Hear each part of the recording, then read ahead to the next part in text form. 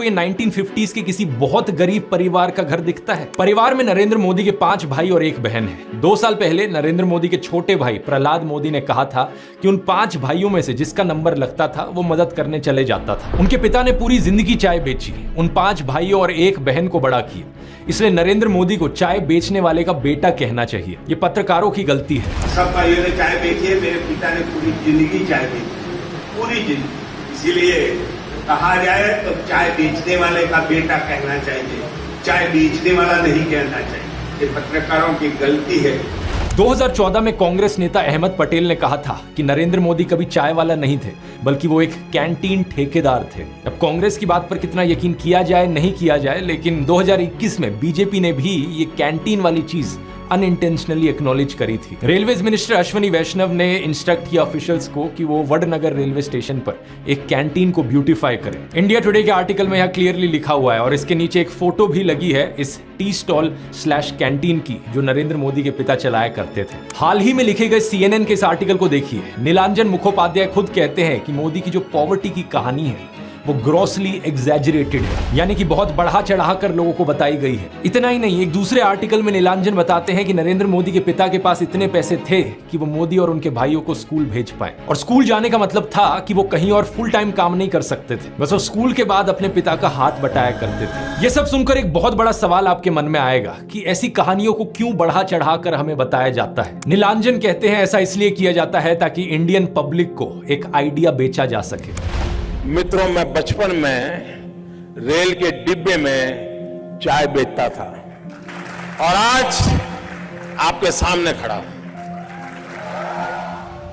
कोई भी इंसान अगर समझदारी से सोचे तो वो जानता है कि इस बात से फर्क नहीं पड़ता। एक अच्छा नेता गरीब परिवार से भी आ सकता है और अमीर खानदान से भी आ सकता है, और यही चीज कही जा सकती है एक बुरे नेता या डिक्टेटर के बारे में भी। उदाहरण के तौर पे बात करें, कंबोडिया का जो डिक्टेटर था पोल पॉट, वो एक अमीर खानदान से आता था, लेकिन इटालियन डिक्टेटर बेनिटो मुसोलिनी एक गरीब परिवार में पैदा हुआ था। उसके पिता एक ब्लैक स्मिथ थे और वो बड़े गर्व के साथ इन चीजों को प्राउडली एक्सप्रेस करता था कि कैसे वो जनता के बीच से निकल कर आया है। रशियन डिक्टेटर जोसेफ स्टालिन के पिता एक मोची थे, यानी जूते बनाने वाले, और माँ एक धोबिन थी। और दुनिया का सबसे जाना माना तानाशाह हिटलर भी एक गरीब परिवार में पैदा हुआ था। लेकिन गरीब परिवार में पैदा होने का मतलब ये नहीं कि उसने गरीबों के लिए काम किया था अपने करियर में। उल्टा जानते हो क्या, हिटलर चंदा धंधा का मॉडल चलाता था अपना खुद का। उसके समय में बहुत सी क्रॉनी कैपिटलिस्ट कंपनियों ने करोड़ों का प्रॉफिट कमाया। IG फार्बन, डॉयचे बैंक, BMW, कुछ गाड़ियों की कंपनीज जिनको आज आप जानते हैं और कुछ लोग इन गाड़ियों के पीछे बड़ा भागते हैं। पोर्शे, मर्सिडीज बेंज, फोल्क्सवागन, इन सब कंपनियों ने चंदा डोनेट किया था हिटलर को अपने समय में। 2016 में BMW ने माफी भी मांगी थी इस चीज को लेकर। इस आर्टिकल को देखिए, रिग्रेट एक्सप्रेस किया था कि वो एक समय पर हिटलर को सपोर्ट किया करते थे। इंडिया की बात करें तो हाल ही में हमने देखा इलेक्टोरल बॉन्ड स्कैम। मैंने पूरा वीडियो बनाया इस पर कि कैसे ये एक घोटाला नहीं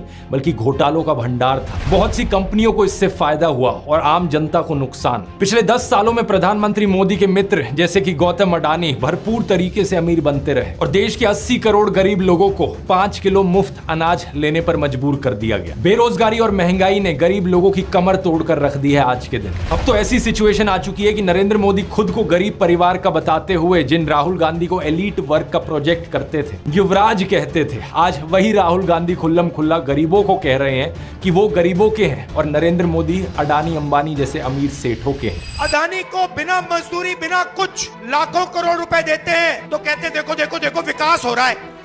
हमने मनरेगा किया, मजदूरी के लिए पैसा दे रहे हैं और कहते हैं गरीबों की आदत बिगाड़ रहे हैं। मैं आपका हूं, वो उनके हैं। राहुल गांधी कह रहे हैं कि जितना रुपया नरेंद्र मोदी ने अडानी को दिया है उतना रुपया वो देश के गरीब लोगों को देंगे। और मैं देश को फिर से दोहरा के कह रहा हूँ, जितना पैसा नरेंद्र मोदी जी ने इनको दिया है ना, उतना ही पैसा हम हिंदुस्तान के गरीब लोगों को देने जा रहे हैं। महालक्ष्मी योजना, पहली नौकरी पक्की योजना, इन योजनाओं के माध्यम से करोड़ों लाखपति बनाएंगे। इन्होंने 22 अरबपति बनाए, हम करोड़ों लाखपति बनाए। प्रधानमंत्री मोदी इसका ज्यादा जवाब दे नहीं पाए। उल्टा उन्होंने कोशिश करी थी ये कहने की कि अडानी अंबानी एक्चुअली में कांग्रेस के साथ मिले हुए हैं। जरा ये शाहजादे घोषित करें इस चुनाव में कि अंबानी अडानी से कितना माल उठाया है।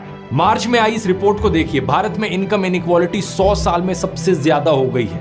इतनी बुरी हालत अंग्रेजों के जमाने में भी नहीं होती थी। ऐसे में अगर राहुल गांधी ने संकल्प लिया कि अगले 5 सालों में वो सभी 22 करोड़ गरीब लोगों को गरीबी से निकाल देंगे, तो इसमें क्या गलत किया। लेकिन पीएम मोदी इस बात पर भी तंज कसने लगे। उनके पास खुद कोई अपना विजन नहीं है। 80 करोड़ लोगों के हाथ में कटोरा पकड़ा दिया और अगले 5 सालों के लिए यही 5 किलो अनाज वाली स्कीम एक्सटेंड कर दी। ना रोजगार का कोई प्लान बताया है, ना महंगाई कंट्रोल कैसे होगी ये बताया, ना गरीबी कैसे हटेगी ये बताया। और जब राहुल गांधी ने सबके लिए रोजगार की बात करी तो प्रधानमंत्री मोदी उनका मजाक उड़ाने लग गए। कांग्रेस के शाहजादे ने अभी घोषणा की, आप भी सुनकर के हंसोगे।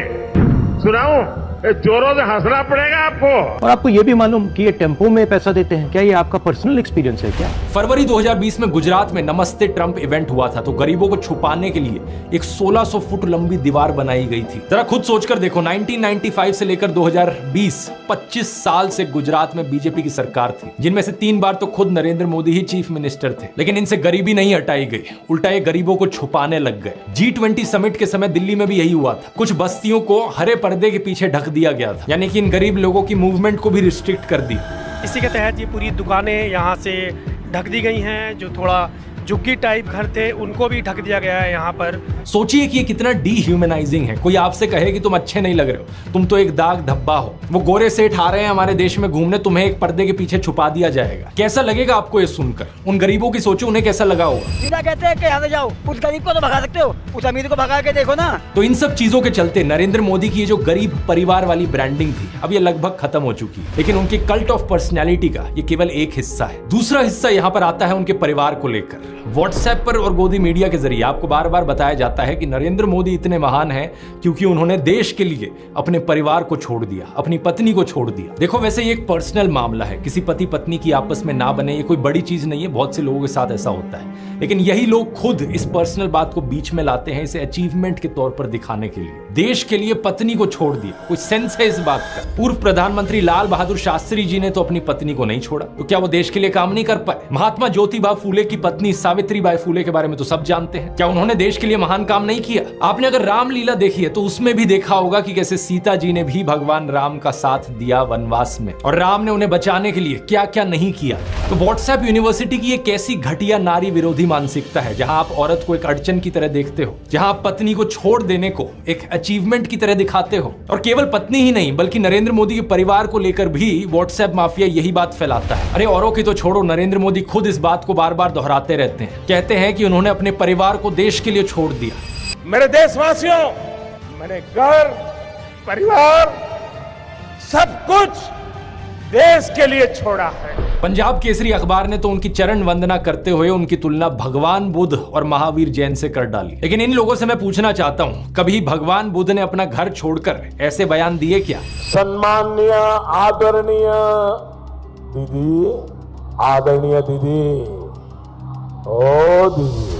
किसी औरत को कांग्रेस का विधवा कहा, 50 करोड़ की गर्लफ्रेंड कहकर अपमानित किया, समाज में नफरत का जहर बोया। सत्ता पाने के लिए भगवान बुद्ध ने ये सब नहीं किया था, वो तो खुद एक राजकुमार थे। वो तो सत्ता को, महल को और सिंहासन को छोड़कर जंगल में गए थे, और उनके पीछे उनके माँ बाप, उनकी पत्नी यशोधरा और उनके बेटे राहुल तो राजमहल में सुविधाओं के साथ जी रहे थे। और जब बुद्ध की ज्ञान प्राप्ति हुई तो जानते हैं उन्होंने सबसे पहले क्या कहा था? oshonews.com पर ओशो के एक लेक्चर का ट्रांसक्रिप्ट दिया हुआ है। जब बुद्ध को ज्ञान प्राप्ति हुई तो पहली बात उन्होंने अपने शिष्यों से ये कही, मैं यशोधरा के पास जाना चाहता हूं, उससे बात करना चाहता हूं। ये सुनकर आनंद व्याकुल हो गए, बोले कि ये ठीक नहीं है, लोग क्या कहेंगे। बुद्ध ने कहा, मुझे उसका धन्यवाद करना है उसकी मदद के लिए, और जो मेरे साथ हुआ, जो मुझे मिला, इसका कुछ हिस्सा मुझे उसे देना है, ये उसका कर्ज है मुझ पर। और वो गए। यशोधरा ने उन्हें देखा, 12 साल का गुस्सा उनके अंदर था।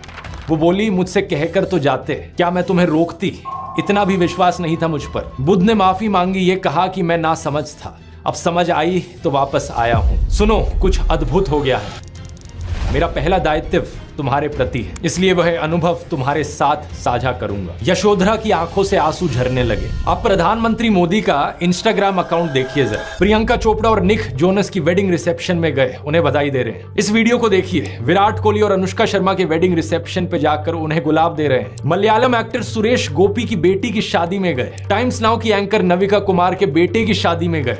मुकेश अंबानी ने हॉस्पिटल खोला तो वहां बधाई देने पहुंच गए। इस न्यूज आर्टिकल को भी देखिए, नरेंद्र मोदी ने गौतम अडानी के बेटे करण की ग्रैंड एंगेजमेंट सेरेमनी को भी अटेंड किया। तो बॉलीवुड सेलिब्रिटीज और अमीर सेठों की शादियों में जाने के लिए बहुत समय है इनके पास। हालांकि इसमें कुछ गलत नहीं है, इनकी मर्जी अगर ये जाना चाहें तो। लेकिन सवाल यहां पर ये, क्या केवल अपने भाइयों और परिवार को ही छोड़ना पड़ता है क्या देश के लिए? एबीसी के इस आर्टिकल को देखिए। अवनी दास रिपोर्ट करती हैं कि अक्टूबर 2023 में मोदी परिवार उनके भतीजे की शादी के लिए इकट्ठा हो रहा था, लेकिन एक इंसान वहां से गायब थे, नरेंद्र मोदी। आपने फोटोज और वीडियोस में जरूर देखा होगा कि प्रधानमंत्री मोदी अपनी माताजी से मिलने जाया करते थे, जो कि अच्छी बात है। लेकिन कभी आपने नोटिस किया कि केवल वहां 3 लोग होते थे इस मुलाकात में? प्रधानमंत्री मोदी, उनकी माताजी और कैमरामैन। कभी कभार मुलाकात में 2-3 और लोग होते थे, लेकिन वो हमेशा और कैमरामैन ही होते थे। 3 साल पहले बीबीसी कॉरेस्पॉन्डेंट तेजस वैद्या ने प्रधानमंत्री मोदी के भाई प्रहलाद मोदी से बात करी, और सुनिए उनका क्या कहना था। तेरे परिवार ने दूर रखवानी सूचना आपवामां आवे। इस बात को लेकर स्पष्ट निर्देश होता है कि परिवार के बाकी सदस्य दूर ही रहे। प्रधानमंत्री मोदी की भतीजी सोनल मोदी ने भी यही बताया कि उनको मना किया गया है। उनसे पूछा गया कि शपथ ग्रहण समारोह में बहुत से लोगों को निमंत्रित किया गया, लेकिन उन्हें क्यों नहीं बुलाया गया? तो सुनिए उन्होंने क्या कहा था। नरेंद्र मोदी जी ने प्रधानमंत्री का शपथ ली थी, तब देश में से कई लोग गए थे, तब आपको न्योता मिला था या आपको जाने की इच्छा हुई थी? इच्छा तो सबको होती है, पर अफसोस है कि हमें इनविटेशन नहीं दिया गया। G20 की थीम रखी गई थी वसुदेव कुटुंबकम, यानी पूरी दुनिया एक परिवार है। लेकिन खुद के परिवार को, खुद के भाई बहनों को अपने से दूर रखा जाता है इस तरीके से। आखिर क्या कारण है? भगवान राम तो अपने परिवार के साथ रहते थे। राम, लक्ष्मण, भरत, शत्रुघ्न, चारों भाइयों में कितना प्यार था। क्या इसका मतलब यह हुआ कि राम जनता के लिए काम नहीं कर पाए? उन्होंने तो राम राज्य स्थापित किया था, जहां कोई गरीब, बेरोजगार, दुखी नहीं था। मैं फिर से कहूंगा, ये प्रधानमंत्री मोदी का अपना पर्सनल मैटर है। अगर वो बॉलीवुड, अडानी, अंबानी जैसे दोस्तों के साथ ताल्लुक रखना चाहते हैं और अपने परिवार के साथ नहीं, उनकी मर्जी। मुझे प्रॉब्लम इस बात से नहीं है, प्रॉब्लम इस बात से है कि इसे अचीवमेंट की तरह क्यों दिखाया जाता है कि मैंने अपना परिवार छोड़ दिया, देखो मैं कितना महान हूं। ये कोई अचीवमेंट होती है कि? इसका साइड इफेक्ट ये हुआ है कि बहुत से हिंदू युवा ब्रेन वॉश हो गए हैं। होना ये चाहिए कि वो अच्छे से पढ़ लिख कर कुछ बने, काम धंधा करे, कुछ कमाए और अपने माँ बाप की सेवा करें। लेकिन नहीं, कुछ यूथ की क्या हालत हो गई है कि वो हाथों में तलवार लेकर मस्जिदों के सामने घूम रहे हैं। उन्हें भी अपने परिवार से, अपने माँ बाप से कोई मतलब नहीं। सेलिंग पॉइंट नंबर 1 था मैं गरीब परिवार से हूं। सेलिंग पॉइंट नंबर 2 था कि मैंने अपने परिवार को छोड़ दिया देश के लिए। और सेलिंग पॉइंट नंबर 3 अब आता है फकीरी। नरेंद्र मोदी अक्सर कहते हैं कि उन्होंने भिक्षा मांगकर गुजारा किया। कभी कहते हैं कि 35 साल के लिए, कभी कहते हैं 40 साल के लिए। करीब 40 साल मैंने भिक्षा मांग करके खाया है। मैं 35 साल तक भिक्षा मांग करके खाया।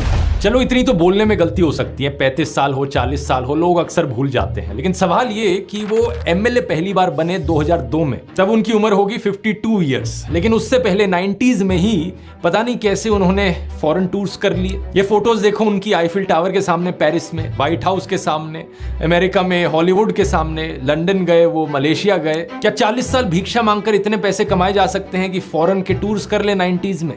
और साथ ही साथ इसी बीच में नरेंद्र मोदी ने बीए और एमए की 2 डिग्रीज भी कर ली अलेजिडली। ये कैसे हो गया? आप ही बताओ दोस्तों। साल 1990 में डायकाम मॉडल 1 रिलीज हुआ था, जो कि यूएस में लॉन्च होने वाला दुनिया का पहला कमर्शियली अवेलेबल डिजिटल कैमरा था। लेकिन प्रधानमंत्री मोदी अपने इंटरव्यू में बताते हैं कि उन्होंने पहली बार डिजिटल कैमरा 1987 या 1988 में यूज किया था। मैंने पहली बार डिजिटल कैमरा का उपयोग किया था 87-88 में शायद। मतलब भिक्षा मांगकर यहाँ पर फॉरेन टूर भी कर लिए और डिजिटल कैमरा भी खरीद लिया डिजिटल कैमरा के रिलीज होने से पहले। वाह क्या फकीरी है। वाह मोदी जी, वाह वाह। अपनी कलम को गिरवी रख चुका एक गीतकार कहता है कि फकीरी है आपके स्वभाव में। एक फकीरी है आपके स्वभाव में। कभी नरेंद्र मोदी खुद ही कहते हैं कि हम तो फकीर आदमी हैं, झोला उठाकर चल पड़ेंगे। अरे हम तो फकीर आदमी हैं, झोला लेके चल पड़ेंगे जी। लेकिन पूरी दुनिया में आपने ऐसा कोई फकीर देखा है जो 1,40,000 का चश्मा लगाता हो? अपनी बूढ़ी माँ को नोटबंदी के लिए लाइन में खड़ा कर दिया और खुद घूमते हैं 12 करोड़ की मर्सिडीज में। एक तरफ तो शास्त्री जी जैसे प्रधानमंत्री देखे हैं देश ने। बताया जाता है कि उनके पास सिर्फ 2 धोती और 2 कुर्ते हुआ करते थे। कुर्ता फटकर इस्तेमाल करने लायक ना रहे तो उसे भी रुमाल बना लेते थे लाल बहादुर शास्त्री जी। लेकिन प्रधानमंत्री मोदी की यूएस विजिट की इन फोटोज को देखिए, एक दिन में 4 बार कपड़े बदलते हैं। द प्रिंट में लिखे गए इस आर्टिकल को देखिए। उत्तराखंड और हिमाचल जाते हुए प्रधानमंत्री मोदी ने 8 घंटे में 4 बार कपड़े बदले। इस टाइम्स ऑफ इंडिया के आर्टिकल को देखिए। प्रधानमंत्री मोदी गंगा आरती करने गए तब भी कपड़े बदलते जा रहे हैं। हुबली टाइम्स वालों ने तो इनकी फैंसी ड्रेस का एक पूरा कोलाज बना दिया। इंडिया टुडे ने भी इनकी 22 हेड गियर्स की कलेक्शन दिखाई है इस आर्टिकल में। और इस इंडियन एक्सप्रेस के कोलाज को भी देखिए। अगर ये फकीरी वाली बात भी नहीं बैठती लोगों में, तो इस सब के बाद अगला हथियार आता है कि इनको भगवान का अवतार ही बना दो। ये एक बार नहीं, दो बार नहीं, बल्कि कितनी बार कितने नेताओं ने बार बार प्रधानमंत्री मोदी को भगवान से कंपेयर किया है। और मोदी जी भारत के लिए भगवान का वरदान बन के आए हैं। भगवान ने ही मनुष्य के रूप में नरेंद्र मोदी जी के रूप में अवतार लिया। हमारे माननीय प्रधानमंत्री जो खुद भगवान स्वरूप है, मोदी जी के रूप में श्री रामचंद्र ने जन्म लिया है। मोदी जी है ना साक्षात भगवान महाकाल जी का अवतार है। मोदी राम और अमित शाह कृष्ण। अरे कुछ लोग तो मंदिर भी बनाने लग गए। पुणे में एक बीजेपी वर्कर ने नरेंद्र मोदी के लिए मंदिर बना दिया, गुजरात में इनका एक मंदिर बना, तमिलनाडु में इनके लिए एक मंदिर बना। क्या मजाक चल रहा है ये इकलौते नेता नहीं है जिन्हें भगवान से कंपेयर किया जाता है। एक समय पर एडोल्फ हिटलर को भी जीसस से कंपेयर किया जाता था। राजनीति में हिटलर की एंट्री की तुलना की जाती थी जीसस के रिजरेक्शन से। लेकिन उस समय यह सवाल उठा कि ये बात जमेगी कैसे। जीसस तो शांति की मूर्त थे, सूली पर भी चढ़ाया गया उन्हें, तब भी उनके दिल में कोई नफरत नहीं थी। बोले कि हे भगवान उन्हें माफ करना। जबकि हिटलर तो नफरत का सौदागर था, तो कैसे जीसस का इस्तेमाल किया जाए नफरत फैलाने के लिए और हिटलर को उससे भी कंपेयर किया जाए। इसके लिए हिटलर और नाजी लोगों ने बाइबल को ही बदल डाला। मजाक नहीं कर रहा, ओल्ड टेस्टामेंट जो थी बाइबल की उसे ही हटा दिया गया उनके समय में। जीसस को इस तरीके से चित्रित किया गया कि वो ऐसा लगे कि वो यहूदियों के खिलाफ लड़ने वाले एक फाइटर हो। सिमिलरली बीजेपी के लोग बार बार नरेंद्र मोदी को भगवान का अवतार करके पुकारते हैं। लेकिन यहां भी दिक्कत वही आ जाती है कि नरेंद्र मोदी तो नफरत फैलाते हैं, लेकिन श्री राम की सूरत में दिखती है विनम्रता, सौम्यता, करुणा। राजा रवि वर्मा की इस आइकॉनिक पेंटिंग को देखिए, राम दरबार, जो कि हमारे देश के करोड़ों घरों में लगी हुई है। इस प्रॉब्लम का समाधान ढूंढने के लिए इनके लोगों ने राम की सूरत बदलनी शुरू कर दी। पिछले कुछ सालों में आपने देखा होगा ये एंग्री हनुमान और एंग्री राम की आइकॉनोग्राफी गाड़ियों के पीछे इसे लगाया जाता है, ये दर्शाने के लिए कि ये है असली में भगवान राम। चरित्र ही बदल दो भगवान का। रामायण में मुसलमानों का कोई जिक्र नहीं है, लेकिन इन लोगों ने रामायण को भी तोड़ मरोड़ दिया अपने नफरत खोर एजेंडा के लिए। 2016 में एक बीजेपी एमपी ने कहा कि मुसलमान तो रावण के डिसेंडेंट्स हैं। व्हाट्सएप माफिया वालों ने हमारे हिंदू स्क्रिप्चर्स में एक झूठा कोट इंसर्ट कर दिया, धर्म हिंसा तथैवच। जो चीज किसी वेद पुराण में नहीं थी, किसी रामायण महाभारत में नहीं थी, इन्होंने जबरदस्ती अपना नफरत खोर एजेंडा बीच में घुसा दिया उसके। धर्म हिंसा तथैवच, आपको जान करके आनंद होगा कि ये किसी भी ग्रंथ में कहीं पर भी नहीं लिखा हुआ है। और इससे आपके रोंगटे भी खड़े हो जाने चाहिए कि ये कौन सी सेंट्रलाइज्ड कॉन्स्पिरेसी यूनिट है जो इतनी बड़ी बड़ी साजिशें करती है कि जो बात धर्म ग्रंथ में लिखी भी नहीं हुई है उसको संस्कृत में लिख करके उसको चारों तरफ व्हाट्सएप से और दूसरे जरियों से फैला देती। सच तो ये है दोस्तों कि ये लोग हमारे हिंदू धर्म को ही तोड़ने मरोड़ने लग गए अपने नफरत खोर एजेंडा को फैलाने के लिए। लेकिन अब बहुत से हिंदुओं को इनका एजेंडा समझ में आ गया है। इस तरीके का हमारे धर्म के साथ खिलवाड़ करना लोगों को अच्छा नहीं लग रहा है, इसलिए ये कार्ड भी अब फेल होता जा रहा है। तो इन बीजेपी वालों ने क्या सोचा कि अवतार से एक लेवल नीचे इन्हें सर्वगुण संपन्न शक्तिमान दिखाया जाए। क्या सीन है, वाह क्या सीन है। लेकिन किसी को यहां शक्तिमान बनाने का सबसे आसान तरीका है कि दूसरी साइड वाले की इमेज नीचे गिराओ। इसलिए इनके आईटी सेल ने राहुल गांधी को पप्पू बना दिया। व्हाट्सएप पर इनकी आधी अधूरी क्लिप्स तोड़ मरोड़ के दिखाई जाने लगी कि जैसे राहुल गांधी में तो कोई समझ ही नहीं है, वो तो बिल्कुल बेवकूफ इंसान है। लेकिन सच्चाई यह है कि पिछले 10 साल में पीएम मोदी ने एक भी प्रेस कॉन्फ्रेंस नहीं करी, कोई अनस्क्रिप्टेड इंटरव्यू नहीं किया, जबकि राहुल गांधी ने दिल्ली यूनिवर्सिटी से लेकर हार्वर्ड यूनिवर्सिटी तक लेक्चर दिए हैं। लोगों से ढेर सारी हर साल 2 साल अनस्क्रिप्टेड इंटरैक्शंस की हैं। ये बात सही है कि उनकी कुछ फनी क्लिप्स जरूर हैं जहां उनके मुंह से कुछ उलट पुलट निकल गया। This morning I got up at night. लेकिन ऐसी क्लिप्स तो नरेंद्र मोदी की भी बहुत है। तीसरा कहा था विमेन डेवलपमेंट की मैंने बात कही थी, मैं कब हो गया ये? नरेंद्र मोदी वही हैं जो नाले से निकलने वाली गैस से चाय बनाने की बात करते हैं। कहते हैं कि पसीने से मुंह पोंछ लेता था तो ग्लो आ जाती थी। कभी ये क्लाइमेट चेंज को डिनाई करते हैं कि गर्मी नहीं बढ़ रही बल्कि हमारी गर्मी सहने की शक्ति कम हो रही है, तो कभी ये बादलों से रेडार का सिग्नल रोकने की बात करते हैं। लेकिन मैंने कहा इतने क्लाउड है, बारिश हो रही है, तो एक बेनिफिट है कि हम राडार से बच सकते हैं। एक तो जानते नहीं है, ऊपर से अहंकार इतना कि अपने अज्ञान का भी एहसास नहीं। एक दफा मोदी दूसरे देश में गए थे, वहां भारत का राष्ट्रीय गान चल रहा था और ये बीच में ही चलने लगे। ऐसी गलती किसी से भी हो सकती है, लेकिन बात मैं यहां पर यह बताना चाह रहा हूं कि प्रधानमंत्री मोदी की भी फनी क्लिप्स बहुत सारी हैं। दूसरों को पप्पू बोलने से पहले अपनी क्लिप्स पर नजर डाल लो। पप्पू को हारने का डर लग रहा है, पप्पू को नहीं बनाएंगे। चाहिए। और अभी तो एक बहुत बेहतरीन मौका मिला है। हमारे फॉर्मर सुप्रीम कोर्ट के जजेस ने राहुल गांधी और नरेंद्र मोदी दोनों को एक वन-ऑन-वन डिबेट के लिए इनवाइट किया है। राहुल गांधी तो इस इनविटेशन को ऑलरेडी एक्सेप्ट कर चुके हैं, लेकिन नरेंद्र मोदी अभी भी चुप है।